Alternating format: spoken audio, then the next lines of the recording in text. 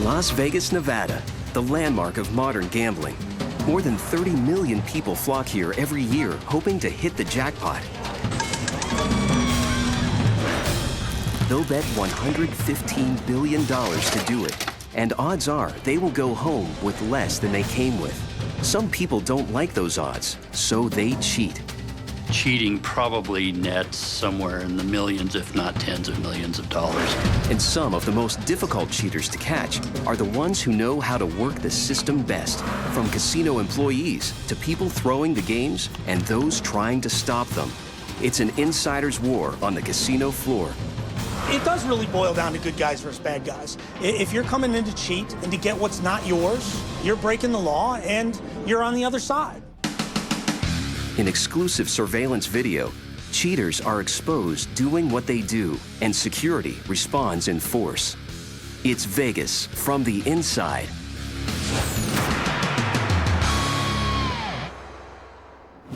Some of the most common cheats caught on tape are fairly simple.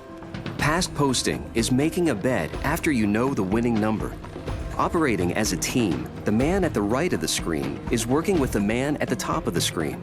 In an effort to distract the dealer who is not in on the scam, the man on the right places a late bet that is rejected. With the dealer's focus elsewhere, the cheater at the top of the screen adds more chips onto the winning number for a payout of 35 to 1. Other cheats are fairly complex. Here, a woman strategically uses her purse as an attempt to block security cameras. Then, her partner in crime comes in to block with his body. The man seated is using a specially designed tool that's inserted into the mouth of the video poker machine. He's attempting to trick the payout sensor into triggering a jackpot. No matter what they know or don't know about security, cheaters always think they're smarter. Rest assured, the casinos are watching 24/7. And if anything defines security, it's the eye in the sky. I do believe there are more cameras in Las Vegas than Washington, D.C. So here in Las Vegas, Big Brother is watching. It's estimated that there are tens of thousands of surveillance cameras blanketing nearly every inch of every casino. And when something goes down, they will have it on tape. It's eyes where we can't be.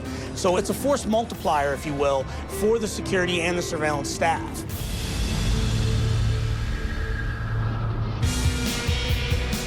Since their earliest days, casinos have tracked the action on the floor. For decades, surveillance was little more than beefy men walking the floor, looking for obvious cheats. But when cheaters upped their game, so did casinos. Catwalks were the big breakthrough. Suddenly, surveillance could invisibly monitor the games from above with the help of two-way mirrors. In downtown Vegas, the Hotel Nevada opened its doors in 1907. Renamed the Golden Gate Casino in 1955, it still has the remnants of their catwalk, the original Eye in the Sky. Operators got into the catwalk through a secret entrance on the roof. So there you see it. That's the cart that they would lay down face first on, and then they'd push themselves up and down the track, exactly like being in their mind, because this would be closed so that nobody knew he was in there. While older hotels are renovated to keep up with cheaters, the new casinos are designed with security in mind.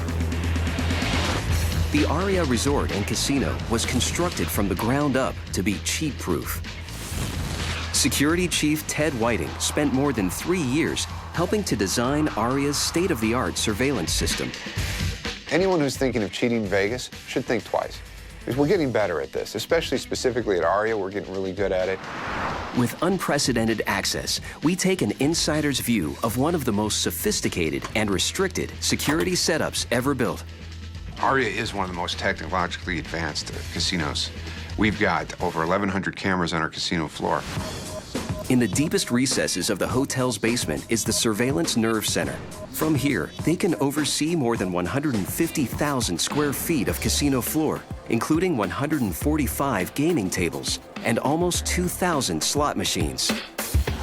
We have 7 workstations, about 40 monitors, and of course we have access to all 3,500 cameras on this City Center campus. Surveillance has come a long way. Even I started in the mid-90s, and the cameras were still pretty good. Back in the old days, we used analog cameras. So an analog camera, they come in two varieties. PTZ, which is pan, tilt, zoom. And that means that our operators can move them. They can zoom in and out, back and forward, up and down. The other cameras that we used were fixed cameras. And those cameras are just a camera that sees one spot and doesn't move. So those are good. And we did surveillance for forever, for 30 years with those cameras, and it worked out fine. When we opened ARIA, though, we wanted to take the best of the old technology and blend that with the best of the new technology, which is HD cameras or high-def cameras. And what that allowed us to do is increase our resolution by 3 times. Now we have the luxury of reviewing the video. We can prove that somebody cheated, and we can see it a lot better. In this cheat, the cameras caught what was almost too fast for the human eye. The cheater seated on the left is playing blackjack and wins when the dealer busts. The dealer pays the cheater on his original bet, but the player flicks back the payout and then seamlessly replaces the stack, including a higher value chip placed on the bottom. Here it is again in slow motion, the flick and replacement. The cheater is indignant that the dealer didn't pay out properly. The pit boss is called over. They review the tape, and ultimately, the player is asked to leave the casino. A lot of times when somebody's doing something dishonest, they're trying so hard to act natural, and in doing so, they're becoming unnatural. Las Vegas, Nevada, the landmark of modern gambling. More than 30 million people flock here every year, hoping to hit the jackpot. They'll bet $115 billion to do it, and odds are they will go home with less than they came with. Some people don't like those odds, so they cheat. Cheating probably nets somewhere in the millions, if not tens of millions of dollars. And some of the most difficult cheaters to catch are the ones who know how to work the system best, from casino employees to people throwing the games and those trying to stop them. It's an insider's war on the casino floor. It does really boil down to good guys versus bad guys. If you're coming in to cheat and to get what's not yours, you're breaking the law and you're on the other side. There is another kind of insider working Las Vegas, and it's one that has casinos worried. It's when a dealer crosses over to the dark side. Even the most sophisticated tools can't always stop the casino insider who knows exactly how to cheat fast and cheat big. About 30% of our arrests involve employees, one way or another. We have seen numerous cheats involving millions of dollars with the dealer or other pit personnel. The story of one of Vegas's most infamous cheats begins far from the bright lights of the Strip in exclusive surveillance video. Cheaters are exposed doing what they do, and security responds in force. It's Vegas from the inside.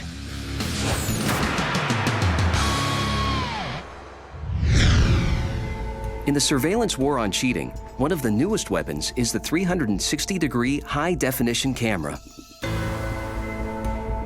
Similar to Google Earth's ability to see city street details from outer space, the 360 system is like having dozens of cameras digitally combined as one image.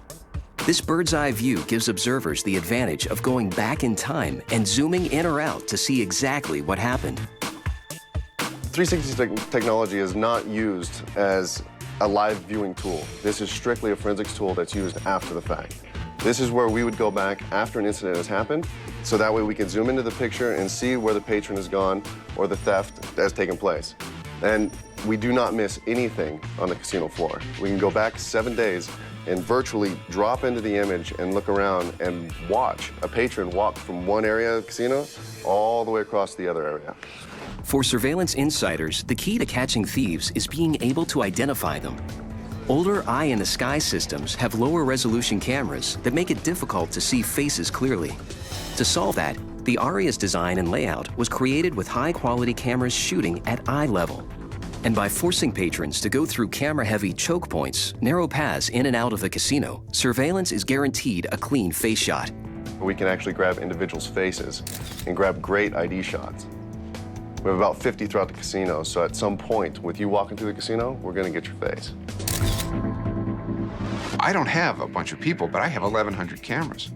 I'm going to put some of those cameras on choke points, which is the skinny part of the casino.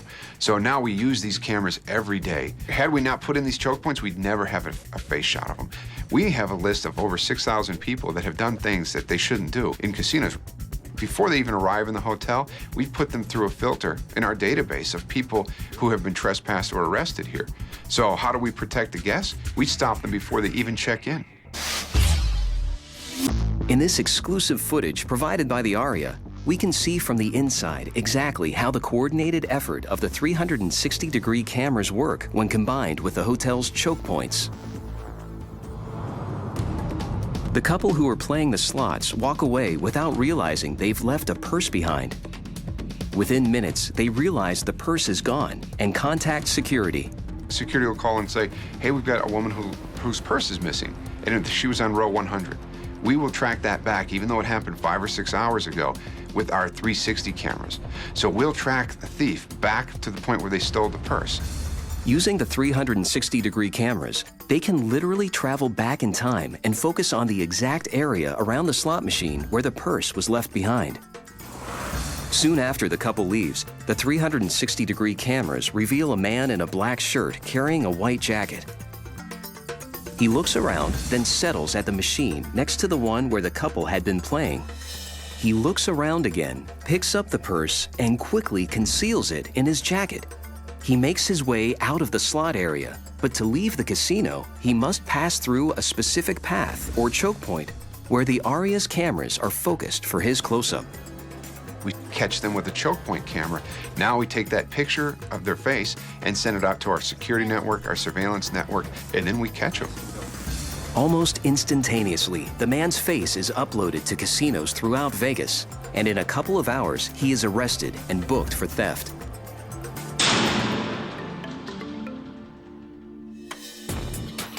At the ARIA, the high-tech security system is a definite advantage.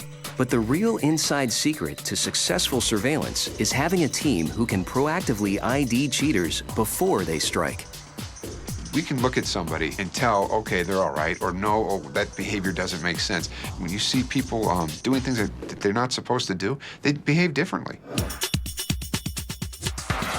They give off tells. Just like a poker player is looking for tells, our surveillance people look for tells for cheats. A classic cheat found in Vegas happens when a player tries to swap or introduce cards from outside the game.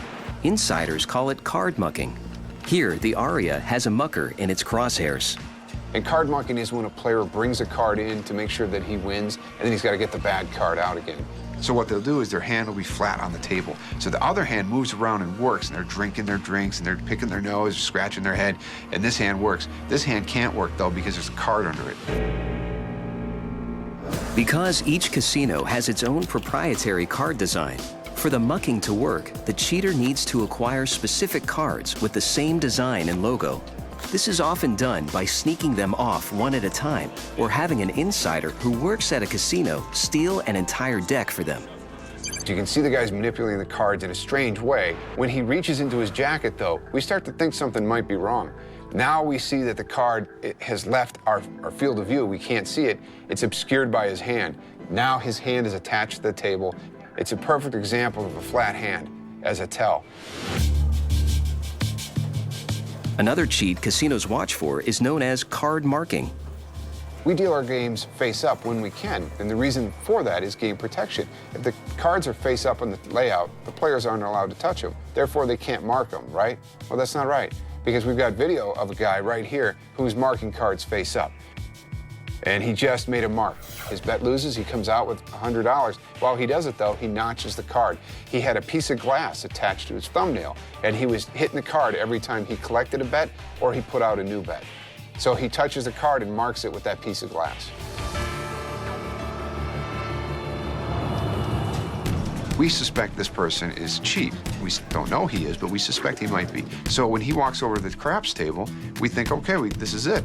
Maybe we're gonna catch something here. And yep, he's making late bets in the field, which means he watches the dice land, he sees it's a winner, and then he throws his money down. The funny thing is when he's doing this, we're watching him, we're getting security staged to go grab him. So there was no question, he was found guilty. This was easy. The video never lies. Once they catch the cheaters on camera, hotel security works with Nevada Gaming to make the arrest. We'll make arrests on the floor simply to send a message to both the cheaters and to those who may be involved with them that they're not going to get away with this. Catching the cheater red-handed is important, so speed is everything when it comes to the arrest. Remember the man who was swapping cards? We had security go grab him. They didn't grab him quick enough, though, and he was able to get his arm free. He reached into his jacket, popped the card in his mouth, and ate it. As for the card marker, the glass was still on his thumb when they made the arrest.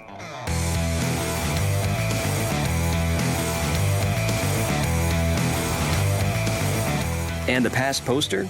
Once outnumbered, he went down quietly. The gambling that they are doing is that whether or not they're going to go to jail and how much time they're going to do. You know, you get caught, that's it. Do your time. If you're a criminal and you're a cheat, going to jail is part of your job description. Las Vegas, Nevada, the landmark of modern gambling. More than 30 million people flock here every year hoping to hit the jackpot. They'll bet $115 billion to do it, and odds are they will go home with less than they came with. Some people don't like those odds, so they cheat. Cheating probably nets somewhere in the millions, if not tens of millions of dollars.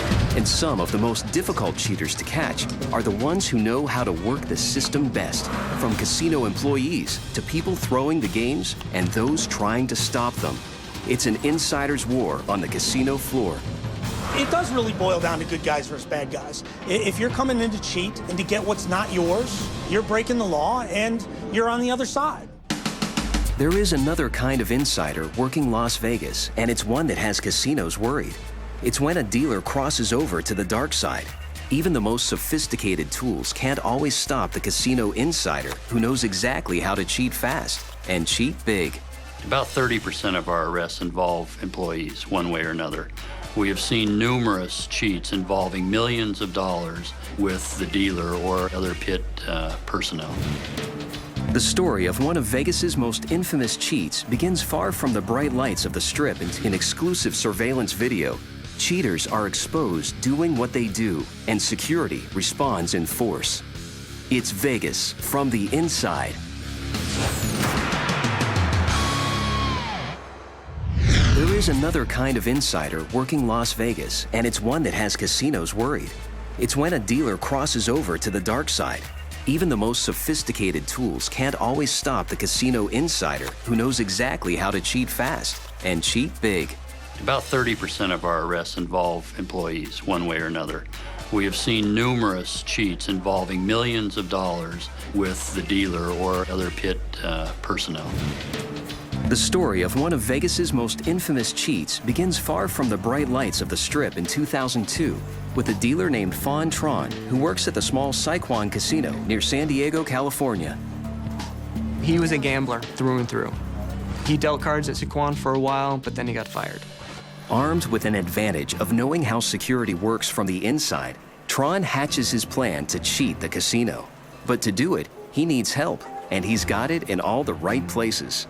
His wife, Van Tran, is also a dealer at Sycuan, and her brother, Tai Tran, just happens to manage the Asian table games.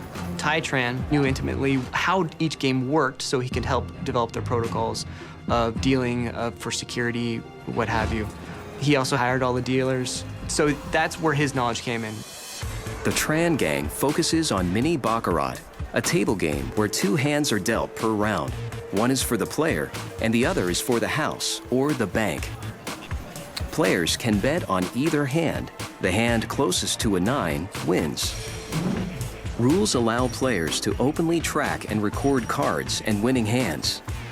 It's part of the game, so you can have a sheet of paper writing each the order of the cards that are coming out, which is kind of how they got the idea of tracking cards, because you're allowed to do it. A member of the Tran organization tracks the cards. Then, the dealer, who's also a member, uses his skill set to pull off one of the oldest tricks in the book, the false shuffle. A false shuffle is simply making it appear that you're mixing the cards, but you're really not. This is Van Tran. So you can see there's a large chunk of cards that are protected right here. And as we can see, it's going to be on the top of the deck. So she continues to have a very thick stack of cards throughout the whole shuffling process where she's protecting it. Now, let's suppose that you recorded the exact order of these cards as the dealer picked them up. The dealer's in the scam, and the dealer keeps the cards in order. So for this demonstration, I'm going to put these cards face up on the top of the discard rack. On the next round, same thing would happen. The cards would get picked up in order. Now it comes time for the shuffle, and the dealer would mark the spot and then shuffle to it. All of these shuffles will be fine. No false shuffles. Not a false shuffle. Now here's the group that was recorded. This is the only shuffle that will be false. And watch carefully. It looks as though I'm shuffling the cards. In fact, I'm not mixing the cards. After the dealer finishes the false shuffle, the Tran players at the table must wait for their tracker to signal them that the winning sequence of cards are in play. Because they know the exact order of these cards and who's going to win, all bets are dramatically increased. They only needed one person who really knew what the betting scheme was. So that one person will make a bet, and then everyone else that's with them at the table will make that same bet. All of a sudden, the entire table wins. To perfect their skills, the Tran organization does a number of test runs at the small, quiet Sai Kwan Casino. At first, they stay low-key, keeping winnings down to a few $100s. But eventually, surveillance spots Van Tran not following shuffling procedure. She is fired. But by then, they know their scam works, and they're ready for larger action. By early 2003, the Tran organization has expanded to include about 15 family members. Soon, they take their cheat on the road to Cache Creek Casino near Sacramento, California. Before long, they are making big money. In just 1 month, they clear $158,000. They want more, but to do it, they'll need more insiders who are willing to fix the deck. Because they went from jurisdiction to jurisdiction, they had to have different dealers cheating in every jurisdiction. They would go into different casinos, and they would just have a friendly chat up with the dealers. They tended to go for the people that might already have had a gambling problem, so they would pick out their vulnerabilities if they might have some financial situation or if they're just looking for a little bit of excitement. If someone is on the fence about joining the organization, the Tran recruiters get creative. Sometimes Van Tran would go into the casinos and kind of flirt with the guys, trying to get them to, well, maybe we could date a little bit if you want to try doing this cheat with us. And they would just play up that it's a great lifestyle, you're going to be so happy that you joined our organization, and all you have to do is learn how to do the shuffle. Las Vegas, Nevada, the landmark of modern gambling. More than 30 million people flock here every year, hoping to hit the jackpot. They'll bet $115 billion to do it, and odds are they will go home with less than they came with. Some people don't like those odds, so they cheat. Cheating probably nets somewhere in the millions, if not tens of millions of dollars. And some of the most difficult cheaters to catch are the ones who know how to work the system best, from casino employees to people throwing the games and those trying to stop them. It's an insider's war on the casino floor. It does really boil down to good guys versus bad guys. If you're coming in to cheat and to get what's not yours, you're breaking the law and you're on the other side. There is another kind of insider working Las Vegas, and it's one that has casinos worried. It's when a dealer crosses over to the dark side. Even the most sophisticated tools can't always stop the casino insider who knows exactly how to cheat fast and cheat big. About 30% of our arrests involve employees, one way or another. We have seen numerous cheats involving millions of dollars with the dealer or other pit personnel.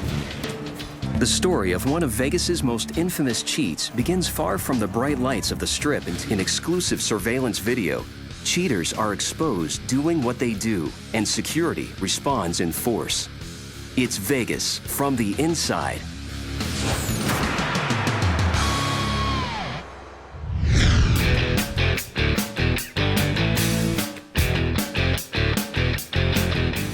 By 2003, the Tran organization consists of several former dealers and card trackers.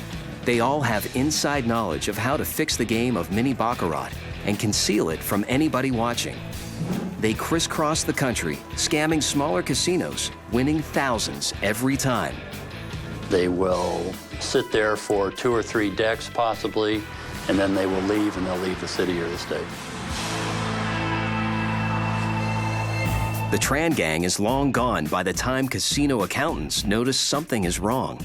They have it down to a science where they want to know how each table is doing. So that's where the first inkling that something was wrong came from, because the table might lose 8% a night, and all of a sudden this specific table with this specific dealer is losing 15 to 20% a night. So they went to their video and realized it was all the same people playing. Since a lot of these gamblers that are cheating, they're all using their Player Clubs cards to get the free perks that go along with it. So the casinos have a record of exactly who was playing at the table, how much they cashed in for, how much they won. At a gaming conference in 2003, casino security directors start to compare notes. There had been intelligence in the community that members of the Tran family and Feng Trung were up to something. One of the security operators at Cache Creek Casino outside Sacramento had noticed that there was a certain group of people that were doing something wrong at their tables. They think they're cheating, they don't know exactly what. The FBI begins trying to document the Tran organization's activities. The gang runs their operation with military precision, using cell phones and hand signals to communicate with each other. In this video, gang member Willie Tran is tracking cards and calling them back to a van where they are being recorded. He keeps his hair long to cover the cell phone earpiece. He would bring his girlfriend with him so that his girlfriend would be playing, and he could be reading off the cards, but to anyone around them, it looks like he's just talking to his girlfriend. After months of honing their skills, they are confident and believe they are ready to cheat Vegas. They knew that Las Vegas would have been a cash cow for them if they could figure out how to get through their security. The security in Vegas is world-class, and they knew it. In late 2004, the Tran gang pulls into Vegas, but their reputation precedes them. We were aware of the Tran organization, that they had been operating in California, and we thought that they were the possibility they would come to Las Vegas. We were not aware that Mr. Tran here was going to show up, but in fact, he was one of the ones that was running the operation here in Las Vegas. In the video, we see Fat recording the order of the cards as they are played.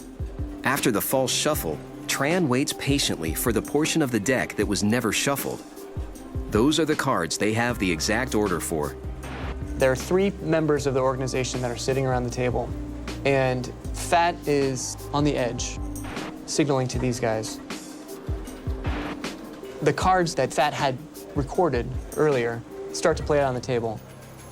Here's how it unfolds. Fat Tran signals to the table that it's time to bet. The player in the center bets on the banker, knowing it is the guaranteed winner. Soon thereafter, other Tran insiders put down larger wagers on the same banker bet. This is an instance where they won $18,000 between the 3 of them. After the hit, Fat quietly rips up his handwritten log of the card order and disposes it in 2 trash cans in different areas of the casino.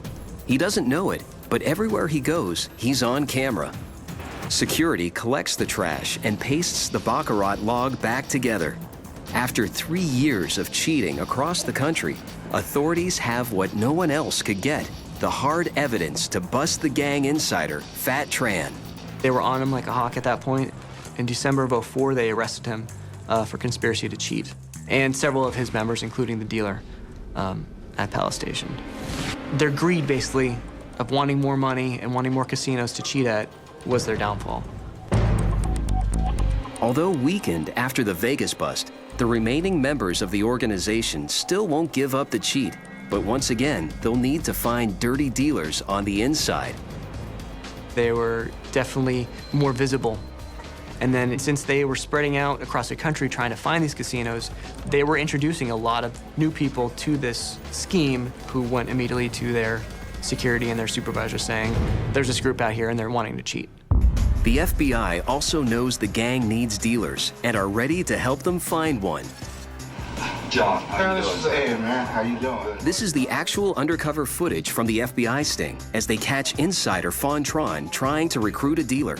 We have a confidential informant who actually was a former dealer that was approached by the trans. He got caught, and now he's trying to work off the beef. And he's introducing an undercover agent, who is this other gentleman. The undercover agent is posing as someone that's a dealer. You know, what we do, surveillance cannot see. Here, Fung is describing to his prospective dealer, that you really need to know what's happening in a casino and what's happening with the security and what happens with the protocol to get away with things. You only steal like once a month. But Tron, like most crooks, can't seem to practice what he preaches. And in the same breath that he talks about being low-key, he brags about the spoils of his cheating. I have 7 cars myself now. Oh, for real? Okay. Turbo, Porsche, Mercedes, like park everywhere in front of my garage. Everybody know me. In May 2007, armed with overwhelming video evidence, the authorities move in on the rest of the Tran organization. Fawn Tron and 46 other members of the gang are indicted for racketeering, money laundering, and theft. Fawn Tron is sentenced to 70 months in prison and ordered to pay back millions of dollars to the casinos and the IRS. Tai Tran is sentenced to 54 months in prison. In January 2011, Van Tran pleads guilty to racketeering charges and is awaiting sentencing. We were able to prove that they had cheated $7 million over the course of the scheme. We do believe that they took more than that, but we were able to prove $7 million. There are 2 kinds of insiders when it comes to cheating Vegas: those who are cheaters and those who are watching cheaters. A cheat when he comes into a casino is very different than a tourist. He's looking for something. He's observing the dealers. He's watching what's happening. He doesn't see the lights. He doesn't see the flashing signs. He sees what we're doing and the money he's going to take from us. But having an inside edge is not always enough in Vegas. Because here, casinos know their enemies and will stop at nothing to shut them down. The cheats will always try. I'm always going to have a job. And my main role in life here is to protect the assets. And by assets, I don't just mean the money that's sitting on the tables. I'm talking about the guests and the employees. So every day we get to come to work, and our focus is let's protect this casino. Las Vegas, Nevada, the landmark of modern gambling. More than 30 million people flock here every year, hoping to hit the jackpot. They'll bet $115 billion to do it, and odds are they will go home with less than they came with. Some people don't like those odds, so they cheat. Cheating probably nets somewhere in the millions, if not tens of millions of dollars. And some of the most difficult cheaters to catch are the ones who know how to work the system best, from casino employees to people throwing the games and those trying to stop them. It's an insider's war on the casino floor. It does really boil down to good guys versus bad guys. If you're coming in to cheat and to get what's not yours, you're breaking the law and you're on the other side. Not every insider comes from the casino. You know where I'm from, you say, gambling, you talk about shooting dice, playing poker. I wasn't educated to point shaving. To understand point shaving, you have to understand sports betting. As strange as it sounds, casinos don't care who wins or loses. They just want half of the gamblers to bet on one team and half on the other. Every game is not an even game. One team is usually superior to the other, so we attach points to it, so it balances the betting out. In exclusive surveillance video, cheaters are exposed doing what they do, and security responds in force. It's Vegas from the inside.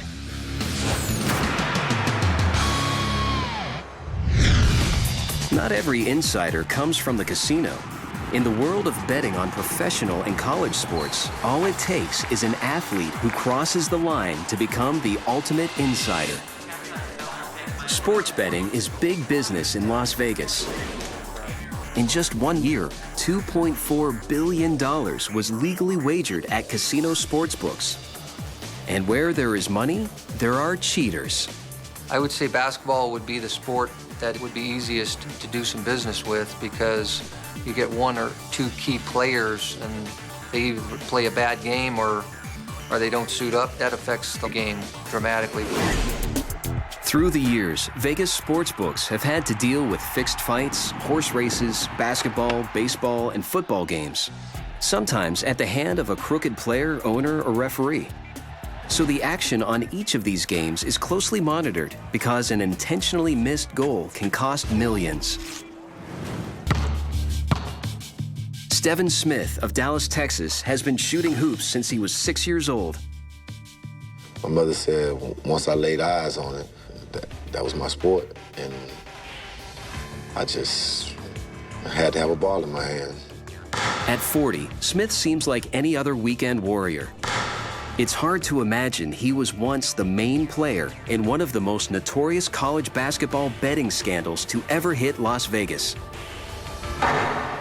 When you're in your early 20s and you're immature and all you're thinking about is girls, money, and stuff like that, you don't think about the consequences.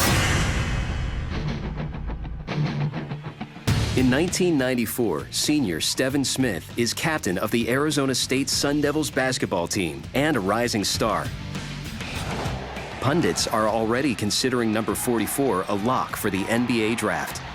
People started talking about NBA. I just kept working hard, just hoping, one day that my dream would come true. Smith wants the NBA and everything that goes with it.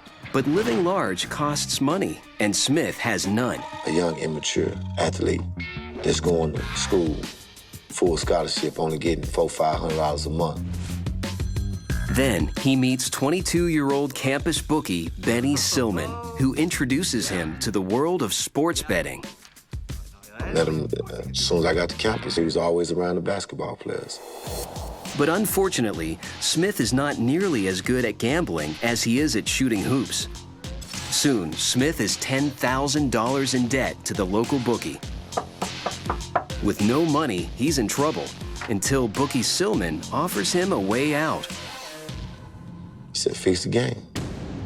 He was like, just control, the outcome. So you can win the game, but just make sure you don't win by however many points I tell you. Well, baby, you win by one, baby. That's right. What Silman is talking about is called point shaving, and it's illegal. At the time, Smith had never heard of it. But he figured as long as he didn't have to lose the game, no harm, no foul. You know where I'm from, you say, gambling, you talk about shooting dice, playing poker. I wasn't educated to point shaving. To understand point shaving, you have to understand sports betting. As strange as it sounds, casinos don't care who wins or loses. They just want half of the gamblers to bet on one team and half on the other. Every game is not an even game. One team is usually superior to the other, so we attach points to it, so it balances the betting out. The most common bet is based on the point difference between the two teams at the end of the game. To make teams even for betting, every game is handicapped. A point spread, or betting line, is used to level the playing field so the underdog can be equal to the favorite. The point differential, or spread, is determined by Vegas odds makers, who are hired by the casinos to figure out how many points a team will be favored by. So that bettors on both teams have an equal opportunity to win the bet. Point shaving changes the odds when a player or group of players makes sure that their team's margin of victory is less than the point spread determined by the bookies. In order for Smith to get out of debt, Silman will tell him how many points he can win by, and no more. For taking part in the scam, Silman agrees to wipe out Smith's debt and pay him $20,000 for each game he shaves. So I'm thinking, I can win the game? Oh, okay, cool.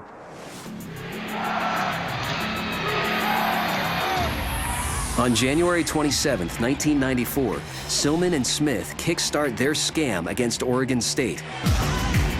Las Vegas oddsmen set Smith's ASU as 14-point favorites. Silman and gang bet heavily on Oregon State. Smith fixes the game by slacking on defense. The Sun Devils win, but only by 6 points. Since ASU doesn't cover the Vegas spread, Silman wins. After the game, campus bookie Silman delivers Smith's payout, $20,000 for a job well done. Did I accept the money? Yes. I was trying to live that fast life. Silman and Smith fixed 2 more games without drawing any heat. Flush with success, Silman lets a lot of people in on the secret. Silman's friends from Chicago and New Jersey fly to Vegas for the next game. Las Vegas, Nevada, the landmark of modern gambling. More than 30 million people flock here every year hoping to hit the jackpot. They'll bet $115 billion to do it. And odds are they will go home with less than they came with. Some people don't like those odds, so they cheat. Cheating probably nets somewhere in the millions, if not tens of millions of dollars. And some of the most difficult cheaters to catch are the ones who know how to work the system best, from casino employees to people throwing the games and those trying to stop them. It's an insider's war on the casino floor. It does really boil down to good guys versus bad guys. If you're coming in to cheat and to get what's not yours, you're breaking the law and you're on the other side. Not every insider comes from the casino. You know where I'm from, you say, gambling, you talk about shooting dice, playing poker. I wasn't educated to point shaving. To understand point shaving, you have to understand sports betting. As strange as it sounds, casinos don't care who wins or loses. They just want half of the gamblers to bet on one team and half on the other. Every game is not an even game. One team is usually superior to the other, so we attach points to it, so it balances the betting out. In exclusive surveillance video, cheaters are exposed doing what they do, and security responds in force. It's Vegas from the inside.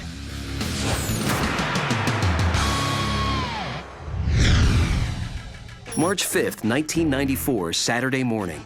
Smith and his Sun Devils prepare to face the University of Washington at home.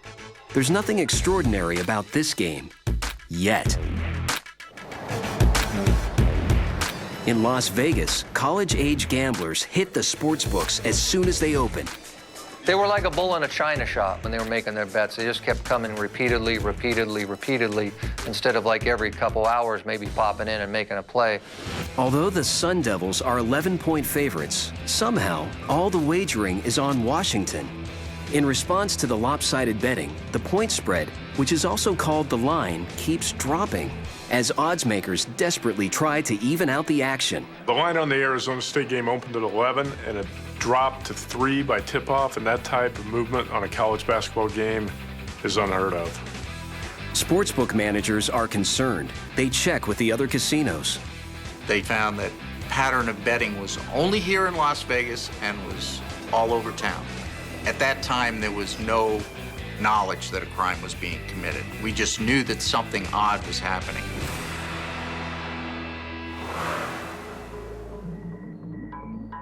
The betting action is way out of the ordinary. Suspicious sportsbook managers alert the NCAA. In a normal Pac-10 game, regular season, we might write 8,000, 10,000, somewhere in that general area. But for this particular game, we wrote well into the low 6 figures. It was an unbelievable flurry of action on that game.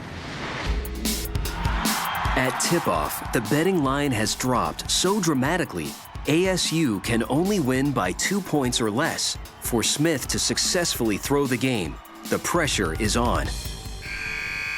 At halftime, Smith's fix is working. The score, Arizona State 25, Washington 23.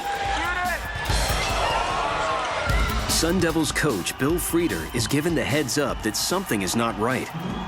In the locker room, the coach confronts Smith, the team's captain. He was furious. Yeah, I can't say it on camera, but it's some bleep, bleep, bleep, bleep, bleep going on. Be afraid to get angry. After Frieder's halftime tongue lashing, Smith abandons the point shaving scheme. Wasn't even nothing to think about. It was over. We went out second half and blew them out. most observers reported this game as a game of two halves. The first half, ASU was totally inept, and the second half, they were, Final Four quality team.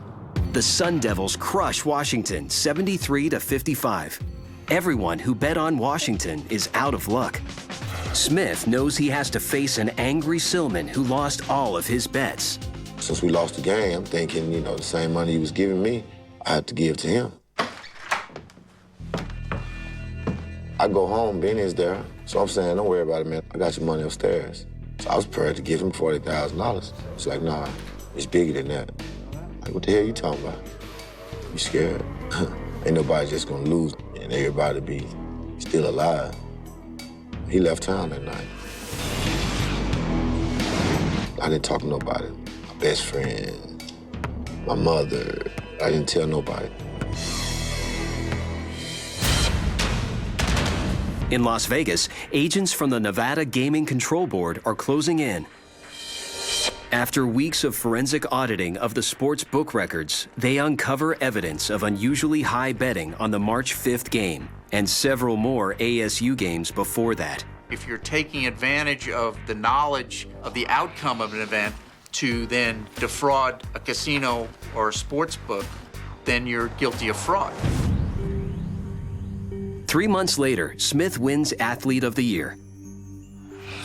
As for the scam, rumors of the point shaving persist, but nothing comes of it, and Smith thinks it's behind him. I thought I was gonna beat it. Then, in June 1994, Smith's big moment arrives, the NBA draft. He can finally cash in on his talents, legally. But now, the whispers of throwing a game are no longer whispers, and the NBA doesn't want to play with Smith. I thought I was untouchable, but that wasn't reality. All Pac-10 team captain, highest scorer in ASU history, number 44 Steven Smith, goes undrafted. Smith spends the next 3 years playing minor league ball, everywhere from Paris, France to Sioux Falls, South Dakota, trying to rebuild his reputation. It takes years, but in 1997, the Dallas Mavericks come calling. Smith's not the only one whose luck has changed. In Las Vegas, after years of investigating, the Nevada Gaming Control Board and the FBI crack the point shaving case. They managed to work back through people that they had indicted, people that had given them information, to one of the players on the ASU team. I didn't think it would blow up like it did, and it blew up huge. Who is it? Step back, please.